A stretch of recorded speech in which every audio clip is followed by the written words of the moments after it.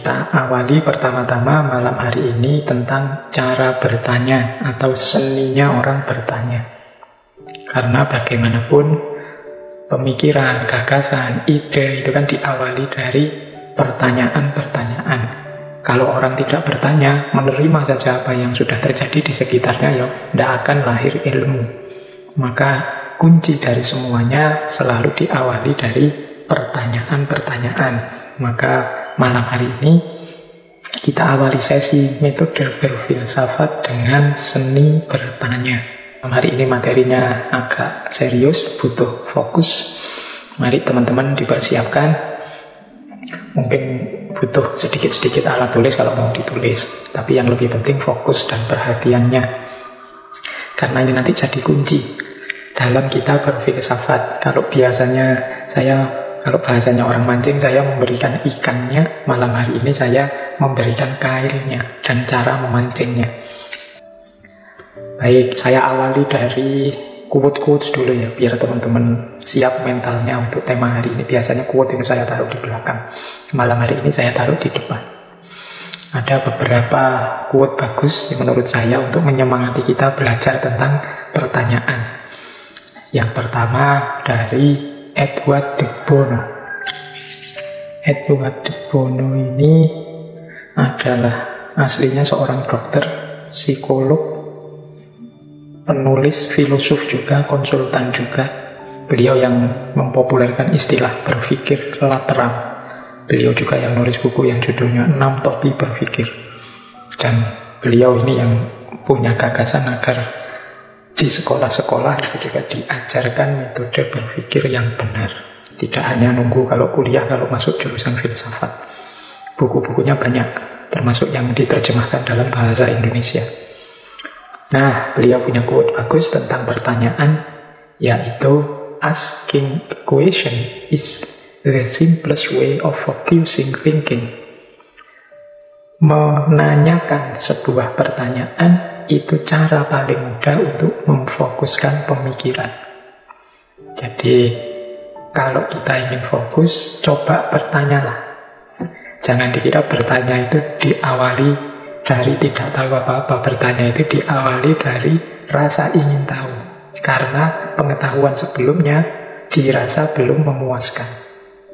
Maka cara untuk fokus itu yang paling mudah adalah bertanya. Kalau teman-teman misalnya baca buku, ingin mudah paham buku itu, coba rumuskan pertanyaan-pertanyaan yang berhubungan dengan isi buku. Dan nanti setelah bukunya kita baca, coba jawablah.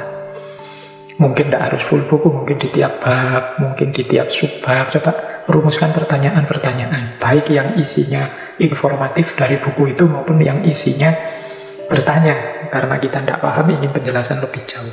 Nah, itu boleh. Bukunya nanti dicoret-coret isinya pertanyaan-pertanyaan. Ini memudahkan fokus. Daripada mungkin membaca buku sambil lalu saja, sambil santai, sambil melakukan apa, yaitu biasanya tidak fokus. Untuk fokus itu ada pertanyaan-pertanyaan yang ingin kita tahu jawabannya. Ini membuat kita fokus. Filsafat itu lahir ya karena orang bertanya. Tidak puas dengan jawaban-jawaban yang ada sebelumnya yang dianggap mitos, seperti dari zaman Yunani.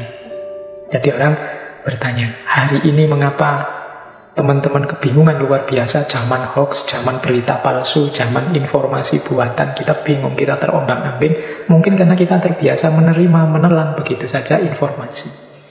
Kita tidak terlatih bertanya dan mempertanyakan. Sehingga akhirnya kita bingung sendiri karena kita tidak fokus.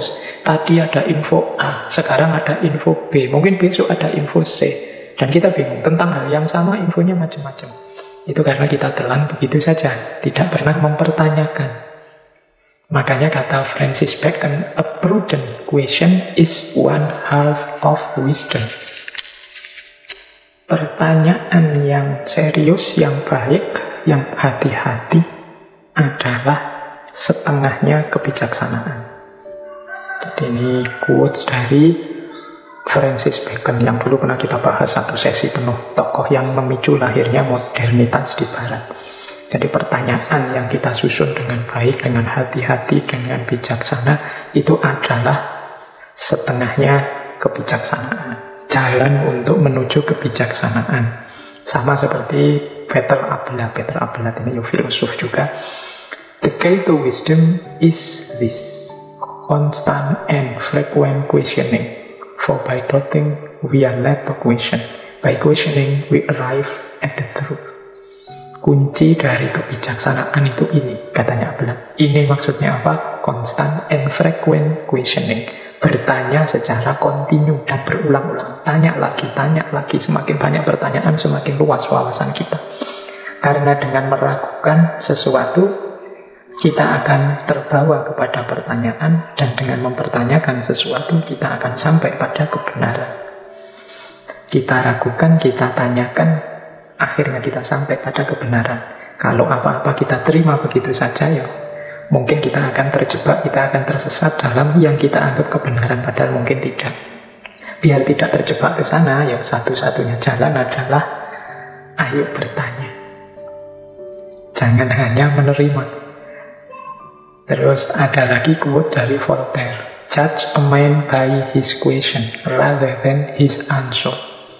Nilailah seseorang melalui pertanyaan-pertanyaannya, bukan melalui jawabannya. Dari pertanyaan yang diajukan nanti kelihatan tipe orang ini seperti apa. Nah, itu Voltaire. Kalau Einstein, dia punya quote bagus tentang pertanyaan. The important thing is not to stop questioning. Jadi hal yang paling penting adalah untuk tidak berhenti bertanya. Bertanyalah terus, nanti akan lahir Einstein baru. Orang-orang pintar baru yang banyak. Jadi quote-quote ini menurut saya sudah cukup untuk memprovokasi kita betapa pentingnya pertanyaan untuk dunia ilmu maupun dunia filsafat maupun untuk kehidupan kita. Kalau tidak ada orang bertanya, tidak akan lahir ilmu baru. Kalau tidak ada ilmu baru, ya dunia ini tidak akan berubah. Siapa yang ingin mengubah dunia, kuncinya ilmu. Siapa yang ingin menghidupkan ilmu, antara lain dengan bertanya. Terus saya bawakan juga beberapa hikmah sebelum kita membahas pertanyaannya, biar ada unsur ngajinya. Ada beberapa ayat Al-Quran yang memang konotasinya mendorong kita untuk bertanya. Jadi pertanyaan itu dalam pandangan saya secara hikmah punya 3 peran yang dimainkan. Peran yang pertama adalah orang yang bertanya itu adalah orang yang sadar bahwa dirinya tidak tahu. Dan ini nanti akan jadi awal lahirnya ilmu. Orang sadar bahwa dirinya tidak tahu itu penting. Imam Ghazali kan membagi klasifikasi manusia di dunia keilmuan itu kan ada 4. Yang pertama orang yang tahu bahwa dirinya tahu. Ini kita harus berguru pada orang-orang seperti ini. Orang yang sadar kalau dia tahu. Karena memang dia tahu. Orang pintar yang sadar dirinya pintar. Ini orang yang perlu kita ikuti. Ada jenis kedua, orang pintar tapi yang tidak sadar kalau dia ini pintar. Ini orang ini mungkin perlu kita dekati, perlu, katanya Imam Ghazali, seperti orang tidur. Ayo kita bangunkan, karena dia ini bisa berperan besar, bisa banyak kontribusinya untuk peradaban. Cuma dia tidak sadar saja. Ayo kita ajak untuk memberikan kontribusi lebih. Ini orang yang tidak tahu kalau dirinya tahu. Sebenarnya ilmunya tinggi dia, sebenarnya luar biasa wawasannya. Hanya saja mungkin dia tidak sadar nilai dirinya, sehingga manfaatnya kurang besar. Atau jangan-jangan mungkin lingkungannya memposisikan dirinya yang membuat dia tidak sadar bahwa dia itu penting.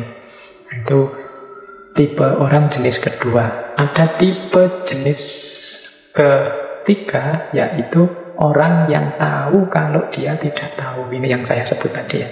Jadi orang ini tidak ngerti, sadar juga kalau dia itu tidak ngerti. Saya itu belum baca bukunya Pak, saya tidak tahu Pak, saya belum paham Pak. Ini rojulun yadri annahu la yadri. Orang yang tahu kalau dia tidak tahu. Orang seperti ini biasanya orang yang terbuka, mau belajar. Orang-orang inilah yang biasanya mampu melahirkan pertanyaan-pertanyaan secara kreatif, karena dia ingin tahu. Makanya dia bertanya, karena dia sadar dirinya tidak tahu. Orang seperti ini kalau ngomong, kalau posting itu biasanya ya tidak banyak menggurui, tapi bertanya, ingin memberdayakan dirinya biar dia dari tidak paham menjadi paham. Ini rojulun yadri annahu la yadri. Orang yang sadar bahwa dirinya tidak tahu. Yang paling bahaya itu jenis keempat. Jenis keempat ini orang yang tidak tahu kalau dirinya tidak tahu. Orang yang tidak sadar kalau dirinya itu tidak ngerti. Berarti dia ini orang yang tidak tahu tapi merasa tahu. Akhirnya dia merasa punya hak untuk ngajari orang. Dia merasa sudah layak untuk nuntun orang. Padahal ilmunya belum cukup. Nah ini tergolong orang layatri anahu layatri. Tidak sadar kalau dia itu tidak tahu. Nah ini harus kita ingatkan biar dia belajar lagi. Biasanya kadang-kadang orang jenis ini itu kalau diingatkan ya marah karena dia merasa aku ini pinter. Ya sudah ya, level kita memang mengingatkan. Kalau diingatkan tidak mau kan tidak mungkin kita ajak tawuran. Yuk kita doakan semoga dia sadar bahwa dia itu tidak tahu.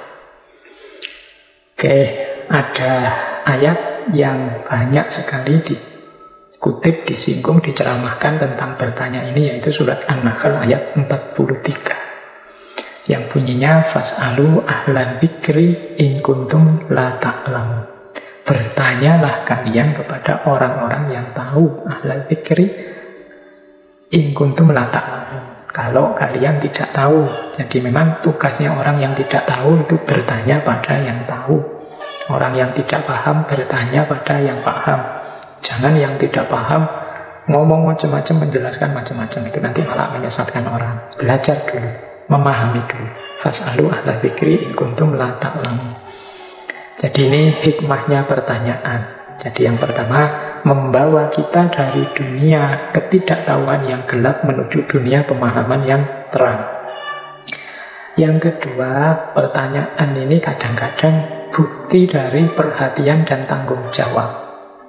Pertanyaan dari orang tua kepada anaknya, pertanyaan dari guru kepada muridnya. Ini kan pertanyaan-pertanyaan yang menunjukkan perhatian dan tanggung jawab. Bahkan dari Allah kepada hambanya. Kan banyak sekali ayat-ayat Al-Quran itu yang isinya pertanyaan-pertanyaan. Baik yang memang bertanya maupun yang retoris. Misalnya, bukankah aku Tuhanmu? Dan banyak Al-Quran yang artinya begitu. Kemudian, afala ta'qilun, tidakkah kalian berpikir? Kemudian pertanyaan-pertanyaan, alam taro kaifa fa'ala rabbuka fi ashabil fil, tidakkah engkau melihat bagaimana Allah memperlakukan kepada ashabul fil? Ini pertanyaan-pertanyaan untuk mendidik, karena perhatian, kasih sayang, kepedulian. Ini sama seperti orang tua kepada anaknya, pertanyaan guru kepada muridnya. Kalau ada guru tanya pada murid kan tidak mungkin, wah guru ini tidak ngerti kok tanya, kan tidak begitu. Tapi pertanyaan itu wujud dari perhatian, tanggung jawab, dan kasih sayang. Ini saya bawa contohnya misalnya dari surat Al-Baqarah ayat 133. Am kuntum syuhada'a idh hadara Ya'qubal mautu idh qala li banihi ma ta'buduna min ba'di. Ini Nabi Yakub suatu ketika saat beliau menjelang meninggal, idh hadara Ya'qubal maut, sedang menghadapi maut. Pertanyaan terakhir diajukan kepada putra-putra beliau, ma ta'buduna min ba'di, wahai anak-anakku, kalau aku sudah pergi, apa yang akan engkau sembah? Nah ini karena beliau khawatir nanti apa yang dilakukan putra-putranya kalau sudah tidak dikawal lagi, kalau sudah beliau tidak ada. Ya karena putra-putra beliau orang yang soleh, jawabannya qalu na'budu ilahaka wa ilaha abaika Ibrahim wa Ismaila wa Ishaqa ilaha wahidan wa nahnu lahu muslimun. Jawab putra-putra beliau, ya kami menyembah Tuhanmu, Tuhan nenek-nenek ayah-ayah terdahulu Ibrahim, Ismail, Ishak, Tuhan yang satu. Dan kami kepada Tuhan yang satu itu berpasrah diri. Nah ini contoh, bukan berarti Yakub itu bertanya yang sifatnya menyelidik atau menguji. Nah, ini pertanyaan ini dalam rangka perhatian, kasih sayang, dan tanggung jawab. Itu mode kedua. Ada lagi mode ketiga, pertanyaan yang sifatnya nasihat. Ini banyak ya nasihat-nasihat dalam bentuk pertanyaan. Apa kita akan kembali ke zaman jahiliyah? Ini pertanyaan-pertanyaan seperti itu. Isinya nasihat, yuk kita jangan kembali lagi ke zaman jahiliyah. Di situ saya contohkan misalnya pertanyaannya Rasulullah tiba-tiba kepada para sahabat. Atadzaruna manil muflis? Tahukah kalian siapa orang yang rugi itu? Nah ini kan seperti guru pada muridnya, tapi hakikatnya ini nanti nasihat. para sahabat menjawab, loh, orang rugi itu orang yang tidak punya uang, tidak punya harta benda, tidak punya dirham.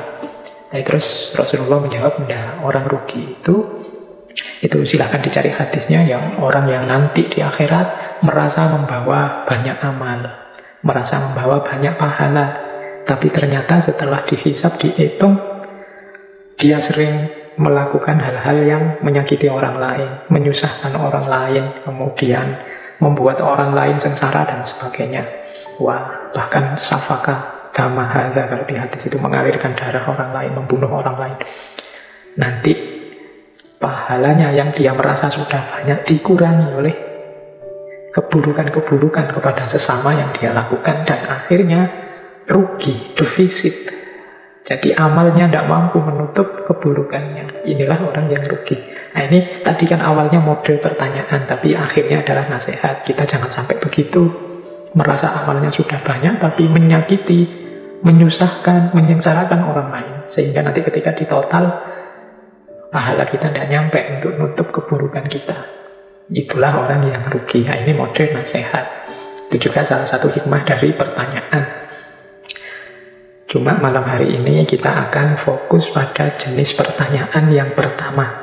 Pertanyaan yang membawa kita dari kegelapan ketidaktahuan menuju terangnya pengetahuan. Dari tidak mengerti menjadi ilmu. Nah, kita butuh pertanyaan-pertanyaan. Baik, kita fokus di yang pertama, kita belajar bertanya secara baik dan benar. Nah, fungsi pertanyaan. Kalau ada yang tanya, apa sih Pak gunanya bertanya itu? Kalau yang saya bawa ini paling tidak pertanyaan itu membawa 7 manfaat. Yang pertama, yang paling mudah, ya ketika kita bertanya, kita mendapat pengetahuan dan wawasan baru. Kalau kita tidak bertanya, ya tidak ada yang baru. Ketika kita bertanya, akhirnya kita mengejar jawabannya, dapatlah kita informasi yang baru, wawasan yang baru. Itu fungsi paling mudah yang pertama. Yang kedua, untuk menguji kapasitas pengetahuan kita. Kita ini mampu tidak sih mencari jawabannya? Kita ini punya kemampuan tidak sih untuk mendapatkan kebenaran? Sejauh mana saya bisa paham, sejauh mana saya kurang paham? Nah, ini gunanya pertanyaan menguji. Ternyata saya tidak bisa loh menjawab pertanyaan ini. Berarti saya harus lebih banyak belajar lagi. Kapasitas saya ternyata hanya sampai di situ. Saya kalau ada yang tanya tentang ini bingung saya. Berarti batas saya di sini. Ternyata ketika ditanya tentang itu saya belum paham. Wah, ini saya harus mencari lagi jawaban.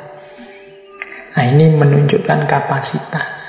Jadi pertanyaan-pertanyaan itu biasanya menunjukkan batas kita. Makanya anak sekolah itu diberi ujian kan untuk menunjukkan rankingnya. Disitulah rankingmu, kapasitasmu, kemampuanmu sampai di situ. Itu gunanya pertanyaan. Yang ketiga, pertanyaan itu membangkitkan rasa ingin tahu. Jadi membangkitkan minat intelektual. Jadi yang ketiga ini, biasanya kalau ada pertanyaan itu kan kita tergerak ingin tahu jawabannya apa. Manusia itu kan punya ciri namanya curiosity. Curiosity itu ingin tahu. Ini sifatnya fitrah. Sejak kecil begitu pemikirannya jalan, akalnya jalan, manusia itu dipenuhi hasrat ingin tahu. Makanya anak kecil itu yang baru bisa berpikir, baru bisa bicara, itu biasanya cerewet. Tanya macam-macam. Ini apa, itu apa. Itu rasa ingin tahu. Jadi meskipun nanti oleh lingkungannya seringkali keingintahuan ini dibungkam, dikalahkan. Mbok ya jangan cerewet, tidak usah tanya macam-macam. Besok saja tanya guru kalau sudah sekolah dan lain sebagainya. Akhirnya nanti muncul kesan seringkali dalam diri anak, banyak tanya itu tidak bagus, tidak baik. Akhirnya anak merasa, mungkin bertanya itu sesuatu yang negatif.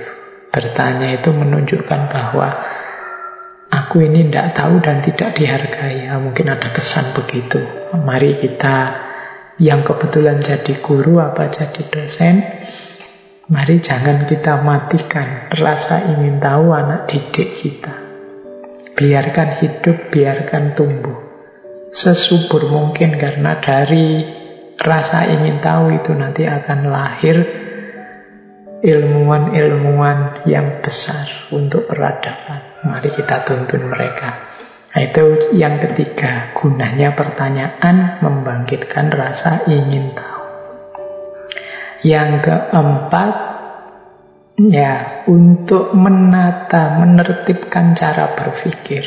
Karena kalau kita bertanya dengan baik, ini nanti membantu kita menemukan jawaban yang baik.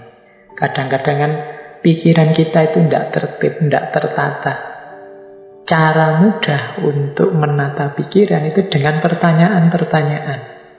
Misalnya teman-teman mau nulis sesuatu, bingung ini memulainya dari mana. Boleh diatur pakai strategi, diawali dengan pertanyaan-pertanyaan. Saya awali dengan apa maksudnya ini? Kemudian mengapa kok ini penting? Kemudian bagaimana cara mencari solusi dari ini? Nah, itu kan terus akhirnya jadi tertib. Tulisan saya ada logikanya. Diawali dari maksudnya, kemudian caranya, kemudian nilai pentingnya. Dan ini namanya bertanya bisa jadi jalan kita untuk menemukan jawaban. Nah, yang kelima, manfaatnya pertanyaan itu untuk membantu kita mengembangkan kemampuan menilai diri kita. Itu tadi kan kita biasanya sudah punya gagasan, punya ide, punya jawaban terhadap problem-problem hidup kita. Nah, tapi kan kita butuh menilai ini kebenaran yang saya yakini ini, kebaikan yang saya yakini ini memang sudah benar, sudah baik apa belum ya. Nah, kalau ingin mendapatkan kepastiannya, ayo ditanyakan, dipertanyakan lagi. Apa sih alasanku meyakini ini benar? Apakah aku sudah cocok, relevan menggunakan ini untuk hidupku? Wah, ini kemampuan kita menilai hidup. Jadi pertanyaan-pertanyaan membuat kita mampu menilai.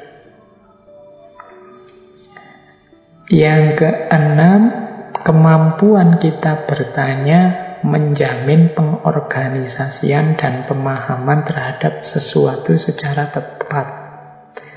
Ini berhubungan dengan menata pemikiran tadi.